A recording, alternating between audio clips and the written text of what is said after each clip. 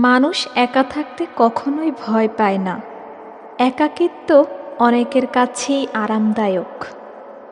নিজের মতো সময় কাটানো, নিজের কথা ভাবা, নিজের ভেতরে ডুবে থাকা।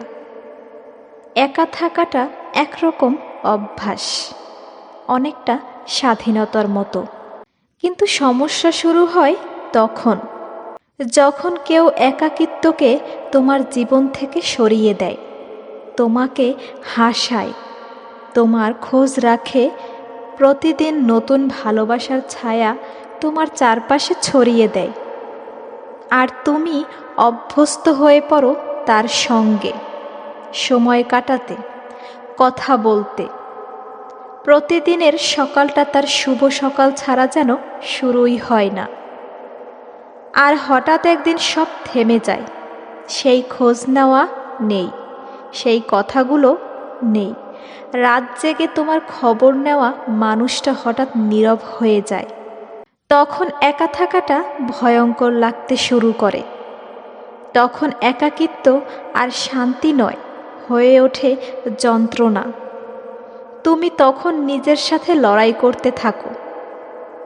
ভাবো, আমি কি কোনো ভুল করেছি? তুমি বারবার নিজেকে কথাগুলো মনে করার চেষ্টা করো। কোথায় বলেছিলে এমন কিছু যা তাকে কষ্ট দিয়েছে কিনা? তুমি দেখো তার অনলাইন আসা, কিন্তু সে আর তোমাকে দেখে না। তুমি লিখে রাখো অনেক কথা, কিন্তু পাঠাও না, কারণ জানো সে আর পড়বে না। তার জন্য প্রার্থনা করো, তার শান্তির জন্য ভালোবাসা জমিয়ে রাখো, কিন্তু সে আর তোমার নামটাও উচ্চারণ করে না। এই একাকিত্ব ভয়ঙ্কর, কারণ এটা স্বাভাবিক নয়। এটা ভালোবাসার অভ্যাস ভাঙার কষ্ট। তুমি অভ্যস্ত ছিলে প্রতিদিন একটা ভালোবাসার মানুষকে নিয়ে ভাবতে। তুমি অভ্যস্ত ছিলে তার মন খারাপ হলে মাথা ছুঁয়ে দিতে। আর এখন তুমি তাকেই হারিয়ে ফেলে নিঃশব্দে কাঁদো। তুমি হয়তো কারো সাথে কথা বলো, হাসো, সময় কাটাও, কিন্তু মনের ভিতরে ঠিকই অনুভব করো তোমার সেই একমাত্র মানুষটাই নেই। সবাই বুঝতে পারে তুমি ঠিক আছো, কিন্তু ভেতরের কষ্টটা বোঝে না কেউ। একসময় মানুষ বদলে যায়, কিন্তু আমরা বদলাতে পারি না। ভালোবাসা যেটা একবার সত্য ছিল, তা আমাদের ভিতরেই রয়ে যায়। যে মানুষটা একদিন তোমার জন্য কেঁদেছে, আজ সে তোমার কান্না শুনেও চুপ থাকে। এটাই জীবন, এটাই বাস্তবতা। তুমি হাজারটা প্রশ্ন করতে চাও, কিন্তু মুখ খুলে বলতে পারো না কিছু, কারণ তুমি জানো তার উত্তর আর তোমার কাছে নেই। তুমি কষ্ট পাও, অভিনয় করো, তবুও চুপ থাকো, কারণ তুমি এখন কেবল একজন চেনা অচেনা মানুষ তার কাছে।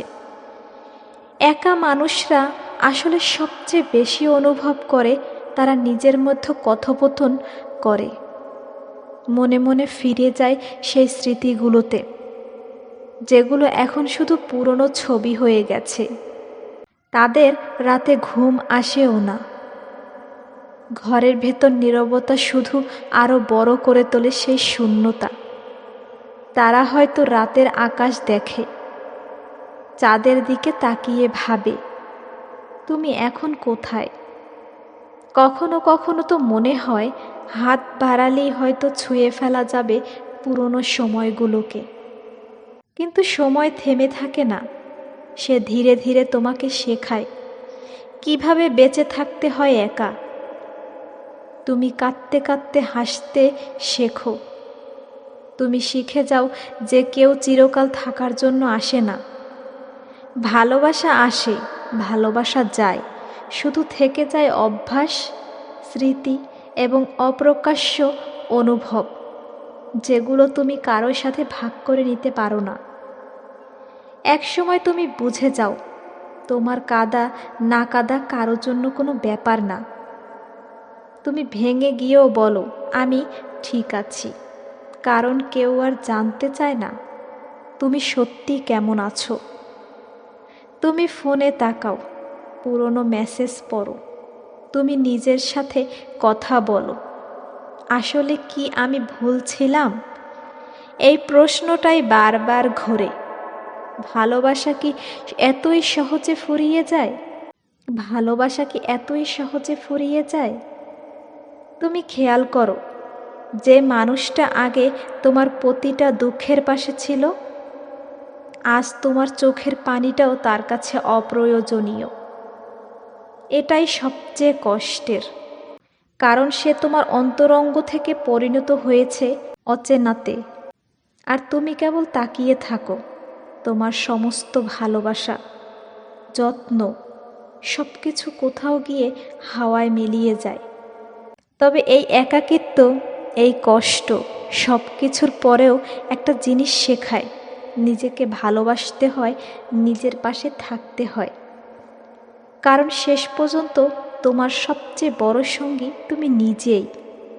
তুমি হয়তো কখনো ভুলতে পারবে না তাকে, তবুও তুমি নিজেকে গড়ে তুলতে পারো, আরও শক্ত করে, আরও গভীরভাবে। একদিন ঠিকই এমন কাউকে পাবে যে ভালোবাসবে ঠিক শেষ পর্যন্ত। তাই আজ যদি একা থেকেও থাকো, কষ্ট থেকেও থাকো, জানো তুমি দুর্বল নও, তুমি সেই মানুষ যে ভালোবাসতে জানে, সত্যিকারের অনুভব করতে জানে।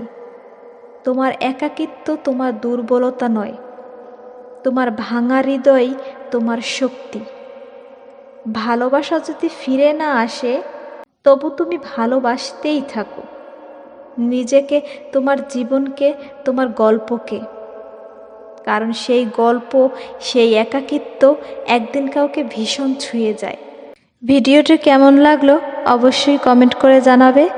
আজ এই পর্যন্তই, সবাই ভালো থেকো। আল্লাহ হাফেজ।